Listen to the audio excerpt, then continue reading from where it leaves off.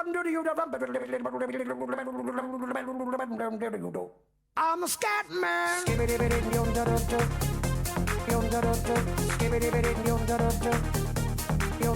I'm a scat man.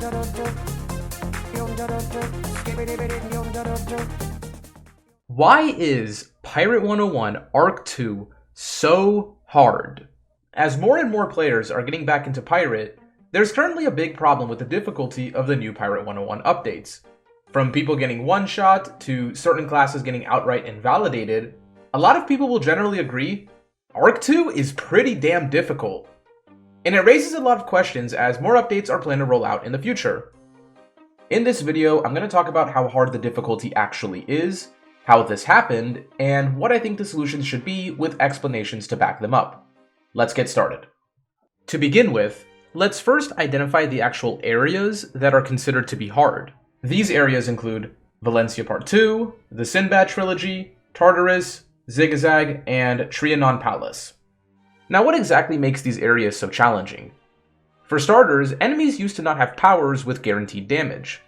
You would occasionally get a boss with some extra strength, similar to a cheating boss in Wizard 101, but it wasn't very common.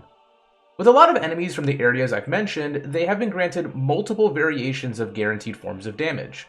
And it's not like these powers do damage you can brush off. For example, the first time you really notice this problem is in Duomo of Valencia Part 2.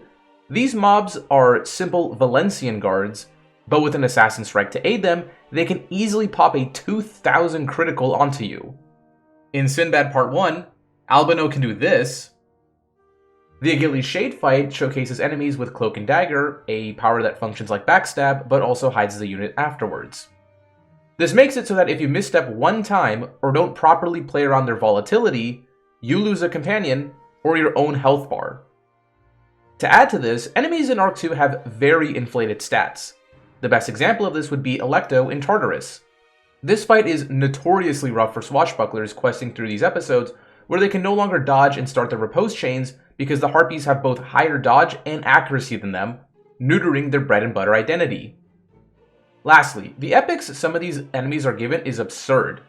One of the epics I constantly bring up is Overwatch 5 and how it fundamentally breaks the game.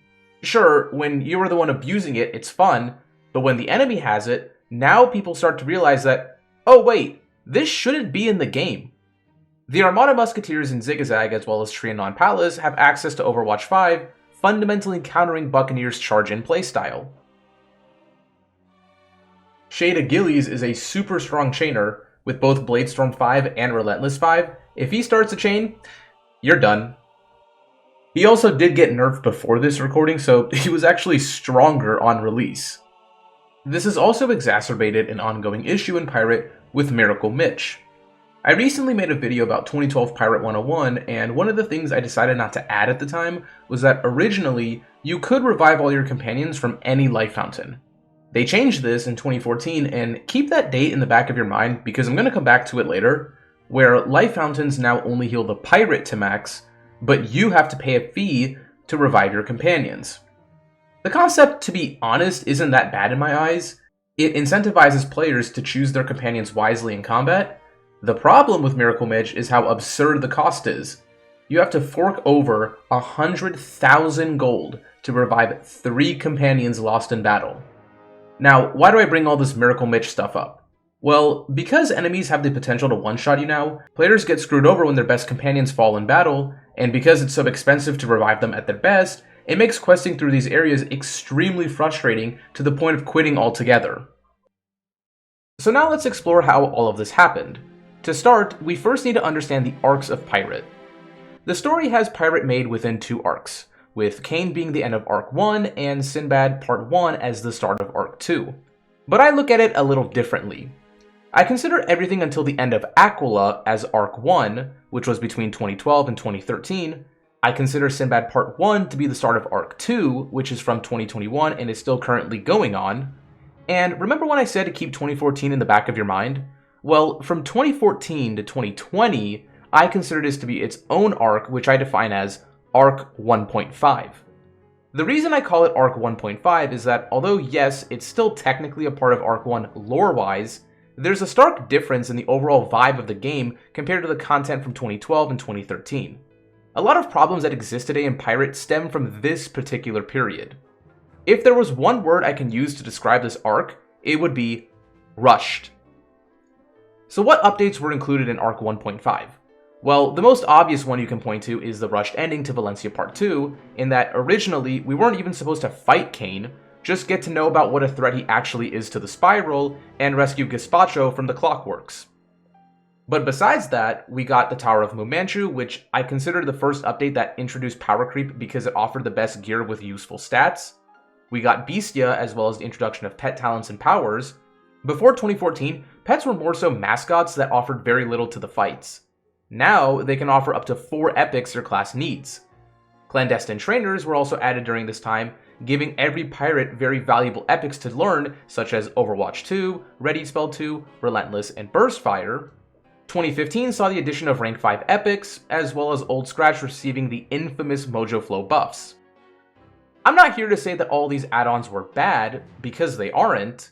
I'm here to say that because the developers didn't consider how adding so much power to the game without accounting for checks and balances could lead to the gameplay fundamentally collapsing.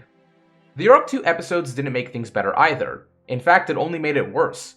Arc 2 introduced gear that offered everything the respective class desired. Before, gear gave you stats, but not enough to be a big deal. With the gear now, not only does it give super powerful epics like Bladestorm or super strong powers like Big Guns, it also gave accuracy, dodge, spell power, the stat your class needed, whether it's agility, strength, will. It gave everything. Combining all of these together, and you get yourself a pirate captain that is on a league of their own. This is also why I stopped caring about companion reworks altogether. I still think they're cool and welcome them, but when you compare a companion like Can Po to a max level witch doctor, you realize how large the power disparity is. Even a companion like Sarah Steele, who got reworked recently, you can say, yeah, she's OP now. But when we look at what epics and powers she gets versus the epics and powers a swashbuckler can get, is she really that good? In PvP, there are heavy rules that restrict the offensive capabilities of pirate captains, such as accuracy and dodge caps, epic limits, and companion synergies. They have to do this because if they don't, how is anyone supposed to, for example, step up to a swashbuckler with this much dodge or a musketeer with multiple Overwatch 5 units? You can't. This wasn't the case in Arc 1 before all of these were added, as the captain and the companions were on a relatively even playing field. Captains didn't have a ton of epics, but made up for it with a wide range of powers. Companions had epics, but were balanced around not having many powers. And both had stats such as accuracy and dodge that were on par with one another. So why does all this information about power creep matter? Isn't power creep a problem for competitive video games like fighting games and MOBAs? Normally yes, but unfortunately power creep also seeped its way into the new updates. You see, because the developers never properly balanced the influx of rushed power added in Arc 1.5, they didn't realize how frustrating it would be to go against an enemy that had the same offensive capability. Enemies in most games are designed to reflect the power level of the player. You wouldn't fight the strength of an 8th gym leader in Pokemon when you only have 2 gym badges, because you'd very likely never be able to beat them and progress through the game. Because Pirate got such a large offensive boon spread between only 10 levels, the enemies got it too. The problem with this is that not everyone has access to this power creep steroid. Arc 2's gameplay creates a fundamental, polarizing problem. For someone like me who has good gear, a good pet, and understands the combat system well, it's fun and it's challenging. However, I'm not most people. Most people don't have the best gear, don't have a great pet, and don't understand the combat system to a T. Most people also don't want to spend extra time farming for the best available gear or create a super valuable pet. All they want to do is play through the updates. As a personal example, I'm by all means a Wizard 101 casual. I don't play Wizard 101 to do raids, Nuzlocke, or PvP. I just play the story update, maybe farm some of the gear, and then I move on until the next story update. I consider Wallaroo to be a decent world, around B tier. My biggest problem with Wallaroo are the solo Urk fights. KI decided in Novus and continue this trend in Wallaroo to have solo-only fights for the main game. Personally, I think it's a good concept as it adds flavor to the bland progression of most worlds. The problem comes from how difficult these solos can be. Solo fights can be either the easiest fights ever or the worst. I don't know why they exist, but if you don't come in with a very specific plan on these fights, like a very specific strat, looking them up, experimenting, have all the upgrades needed, have a decent amount of luck, if you don't have all of that combined, you will lose. I heard that KingsIsle is planning to weaken these fights so it's easier to the average player, and I'm fully on board with that. The main questline of any game should not be catered to the best players. It should always be catered to the casuals. You can say, well, then the best players would leave because their needs aren't being met. And to that I say, no they won't. They stayed after years of no pirate updates. They're leaving when Pirate fully shuts down. And maybe not even then. Yes, I'm looking at you, Pirate101 private servers. So if a player comes back to Pirate after not having played since Kane, or if someone is trying out Pirate for the first time, it's pretty fair to claim that they most likely don't have the best options available to them by the time they start Valencia Part 2, and will likely have a rough time questing through these new updates, possibly killing all motivation they initially had of playing Pirate Arc 2. Alright, so we discussed what the difficulty issues are, how they came to be. Now we need to ask, where do we go from here? As a disclaimer, these are strictly my opinions and beliefs, and I don't claim my beliefs and opinions to be correct or better than anyone else's. I welcome anyone's opinion as well in the comments section. The first change I would make would be nerf these areas. Sure, it's going to make the Arc 2 story much more brain off for the best players, but they'll still blissfully fork over dollars in the triple digits when a new pack comes out anyways, so who cares about them? I think the enemy's accuracy and dodge needs to be lowered so swashbucklers and buccaneers can become more viable. I think all enemies with Overwatch 5 should be notched down to Overwatch 4. I think enemies can have guaranteed forms of damage, but lower the weapon or spell power scaling so they aren't critting 1500s, rather 700. The next change I would do is consolidate hard fights to side content. You may have noticed I haven't brought up the Agrabah Drop Gauntlet, skeleton keys like the Floating Dutchman and Black Annie, or El Toro's promotion quest. That's because I'm completely fine, in fact encourage difficult content to be restricted to being optional.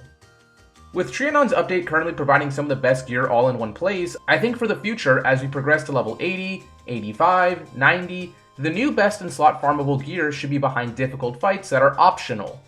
Dom has mentioned he is fine going full Dark Souls mode with an Elden Ring side dish for side content like future skeleton key bosses, and I'm fully on board with that plan.